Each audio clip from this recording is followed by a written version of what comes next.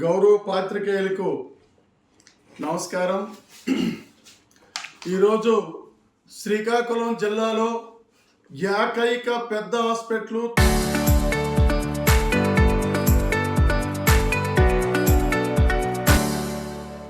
900 బెడ్లుండే hospital RIMS hospital తాలూగా వైద్యాన్ని రాష్ట్ర ప్రభుత్వం ఎందుకు నిర్వీర్యం చేస్తుందో ప్రజలకు సమాధానం చెప్పాలని చెప్పి ఈవేళ టీడీపీ కూటమి ప్రభుత్వాన్ని ఈ సందర్భంగా మేము ప్రశ్నిస్తాం. ఈరోజు సిపిఎం పార్టీ ప్రతినిధి బృందం రిమ్స్ను పర్యటించిన తర్వాత మొత్తం వైద్య సౌకర్యాలు కానీ వైద్య పరికరాలు కానీ ఏ ఒక్కటి లేకుండా పేషెంట్లకు వైద్యం అందక పేషెంట్లు పేదలు ఈవేళేమో గాలిలో కలిసిపోయే పరిస్థితి ఉంది. ఈరోజు అక్కడికి వెళ్ళిన తర్వాత ఐసీయూ వార్డు అని ఉంది. ఐసీయూ వార్డులో ఆ బెడ్లకు వెంటిలేటర్స్ ఉండవు, మానిటర్ ఉండదు, ఇన్ఫ్యూజన్ పంపు ఉండదు, అదేవిధంగా ఐసోలేషన్ వార్డు ఉండదు, అలాగే ఏసీలు పనిచేయవు, అలాగే క్రిటికల్ కేర్ ఉండదు. ఏ ఒక్కటి లేకుండా ఈవేళ వైద్యం ఏ విధంగా చేస్తారని చెప్పి ఈవేళ ప్రభుత్వాన్ని మేము ప్రశ్న తెలుసుకున్నాం. అంతేకాదు ఈవేళ నిధులు మంజూరు చేయకపోవడం వల్ల రిమ్స్ హాస్పిటల్లో వైద్యం పూర్తిగా అందుబాటులో లేదు. వైద్యులు కూడా ఇవాళ లేని పరిస్థితి ఉంది. ఇవాళ కొన్ని డిపార్ట్మెంట్లకి ఒకరు ఇద్దరు వైద్యులు ఉన్నప్పటికీ ఈరోజు దానికి పరికరాలు లేవు. ఇవాళ కార్డియాలజీ ఉంది, ఆ కార్డియాలజీకి సంబంధించి వైద్యం చేయాలంటే డాక్టర్ ఉన్నారు, దానికి క్యాత్ ల్యాబ్ లేదు. క్యాత్ ల్యాబ్ లేకపోతే ఆయన యాంజియోగ్రాము స్టంట్ వేయము ఏ విధంగా చేస్తాడు? సాధ్యం కాదు.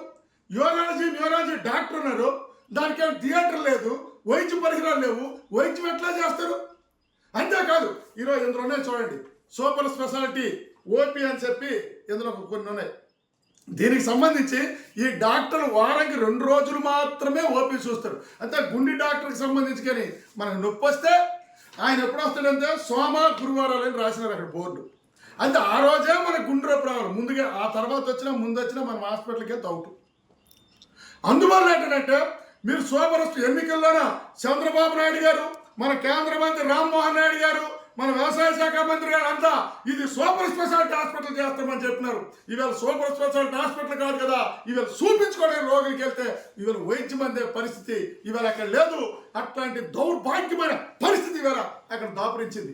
అంతేకాదు ఈరోజు వైద్యానికి సంబంధించి అక్కడ డాక్టర్లు లేకపోవడం, వైద్య సిబ్బంది లేకపోవడం, వైద్య సిబ్బంది సరిపడలేదు. 41 పోస్టులకి వేస్తే 2 సంవత్సరాల నుంచి ఇవాళ భర్తీ చేయలేదు.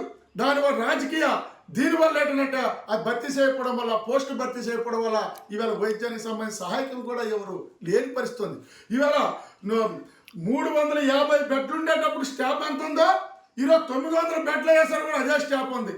ఈవేళ 3 బెడ్లకు స్టాఫ్ నర్స్ ఉండాలి, కానీ ఈవేళ 40 బెడ్లకు ఒక స్టాఫ్ నర్స్ పెట్టినారు. వైద్యం అందే పరిస్థితి లేదు. ఈవేళ అక్కడికి వెళ్ళిన తర్వాత అడ్మిషన్ ఇస్తారు, డాక్టర్ ఎప్పుడో వస్తారు. ఎందుకంటే పోస్టులు భర్తీ చేయరండి.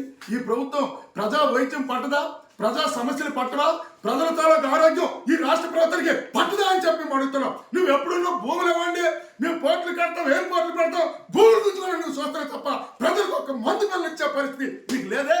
వైద్యులు నీవు కాబట్టి నియమించుకోలేవా అని చెప్పి మేము ఇవాళ ప్రభుత్వాన్ని ప్రశ్నిస్తున్నాం. ఈవేళ ఈ జిల్లా వ్యాప్తంగా పేద ప్రజానీకం, మధ్యతరగతి ప్రజానీకం ఏదైనా జరిగితే ఇక్కడ ధర్మాసుపత్రి ఉంది, రిమ్స్ ఉంది, ఇక్కడ వైద్యం జరుగుతుంది వస్తే ఇవాళ వైద్యం చేయడానికి డాక్టర్లు లేరు, వైద్య పరికరాలు లేవు, ఎలా చేస్తారని చెప్పి ఇవాళ మేము ప్రశ్నిస్తున్నాం. ఇదేనా మీరు చేసిన వైద్యం? ఇదేనా మీరు చేసిన అభివృద్ధి? ఈ జిల్లాలో మీరు అభివృద్ధి కోసం పెద్ద ఉపదేశాలు చెప్తారు. ఒక మందు పిల్లలు ఎవరు, ఒక వైద్య పోస్టులు భర్తీ చేయడంలో, వైద్య పరికరాలు ఎవరు, మీరు ఈ రోజు జిల్లా అభివృద్ధి కోసం మాట్లాడతారని మేము అడుగుతున్నాం. అందుకోసం మీరు వైద్యం ఎప్పుడులాగా ఈ పోస్టులు భర్తీ చేస్తారు, ఎప్పుడులాగా నర్సు పోస్టులు భర్తీ చేస్తారు, ఎప్పుడులాగా ఈ సిబ్బందిని బెడ్లు కనుక పెస్తారు, ఎప్పుడులాగా మీరు క్యాంప్ ల్యాబ్ని కడతారు, అదేవిధంగా థియేటర్లు ఎప్పుడు పడతారో మీరు ప్రజలకి సమాధానం చెప్పాలా అని చెప్పి సందర్భంగా మేము ప్రభుత్వాన్ని అడుగుతున్నాం. అయ్యా రామ్మోహన్ నాయుడు గారు, మీరు రిమ్స్కి ఎందుకు నిధులు కేటాయించడం లేదో ప్రజలకు సమాధానం చెప్పాలని చెప్పి మేము అడుగుతున్నాం. ఎందుకంటే పేద ప్రజల ప్రాణాలు వైద్యం అందుబాటులో లేక గాలిలో కలిసిపోతాయి. అనేక మందికి వైద్యం అందుబాటులో లేక ఇప్పటికీ స్వాతంత్రం 75 సంవత్సరాలు అవుతుంది. కేసీఆర్కి తరలించవలసిన దౌర్భాగ్య పరిస్థితి ఏర్పడుతుంది. అందుకోసం దీనికి వ్యతిరేకంగా వెంటనే కానీ మీరు రిమ్స్ని కానీ వైద్య సిబ్బందిని పూర్తి చేసి కానీ చేయకపోతే పోరాటాలు తీవ్రతరం చేస్తాం. దానికి ప్రభుత్వమే బాధ్యత అని చెప్పి హెచ్చరిక జారీ చేస్తాం.